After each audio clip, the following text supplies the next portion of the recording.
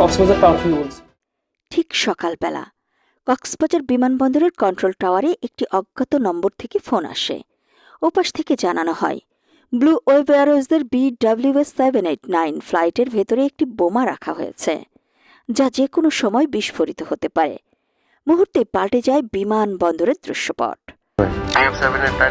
একটি ফ্লাইট হয়তো শাহজালাল হতে টেক অফ করেছে, কক্সবাজারে ল্যান্ড করবে। ফ্লাইটে একটি শক্তিশালী বোমা রয়েছে, সেটি যে কোনো মুহূর্তে বিস্ফোরিত হতে পারে।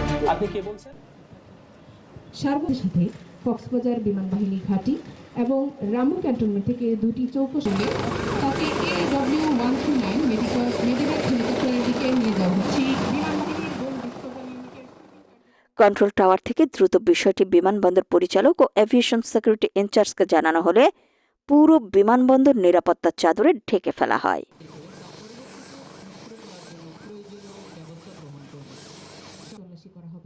আপনারা দেখতে পাচ্ছেন সেনাবাহিনীর সুইপিং টিম এবং র্যাবের ডগ স্কিউ করার মাধ্যমে বিমান 7 জানুয়ারি বেলা 11:10 শুরু হয় আসল উদ্ধার অভিযান। প্রথমে বিমানটি ঘিরে ফেলে যৌথ বাহিনী। অত্যন্ত সতর্কতার সাথে বিমান থেকে 8 জন যাত্রী ও 2 জন কেবিন ক্রুকে উদ্ধার করা হয়। উদ্ধার চলাকালীন এক যাত্রী হঠাৎ অসুস্থ হয়ে পড়লে বিমান বাহিনীর হেলিকপ্টারে করে তাকে দ্রুত হাসপাতালে পাঠানো হয়।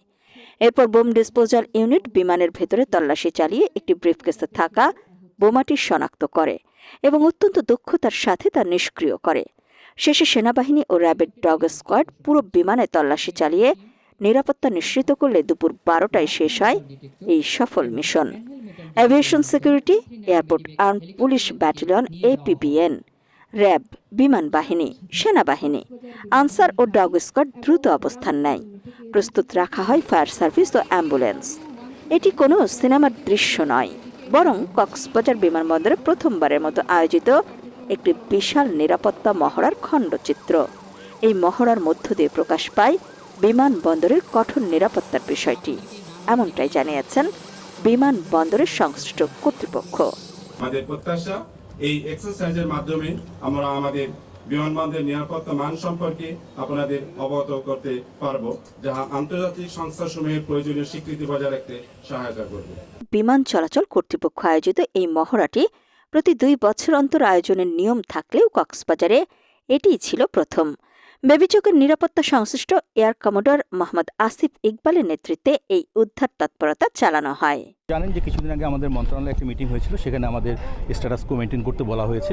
সো আমরা এখন যেভাবেই নিরাপত্তার দায়িত্বটা আছে সেভাবেই চলবে এবং পরবর্তীতে যদি কোনো নির্দেশনা আসে সেই হিসেবে তখন আমরা সেভাবে ব্যবস্থা নেব। মহড়াটি পর্যবেক্ষণ করেন বেবিচক chairman air vice marshal Mohammad Mustafa Mahmud Siddique.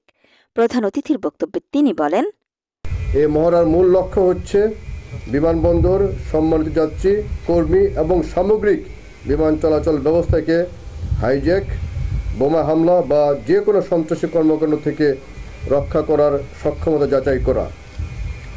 একই সঙ্গে জরুরি পরিস্থিতিতে সংশ্লিষ্ট সকল সংস্থার মধ্যে পারস্পরিক কোঅর্ডিনেশন ও প্রস্তুতির স্তর আরও উন্নত করা।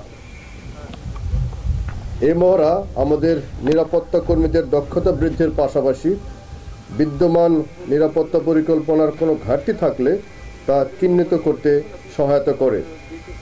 এটি মূলত সম্মানিত যাত্রীদের জন্য আন্তর্জাতিক মানের নিরাপত্তা ও সেবা নিশ্চিত করার একটি অঙ্গীকার। তিনি আরও জানান, কক্সবাজার বিমানবন্দরের রানওয়ে 10,700 ফুটে উন্নীত করার কাজ এবং অত্যাধুনিক টার্মিনাল ভবন নির্মাণের কাজ শেষ পর্যায়ে রয়েছে।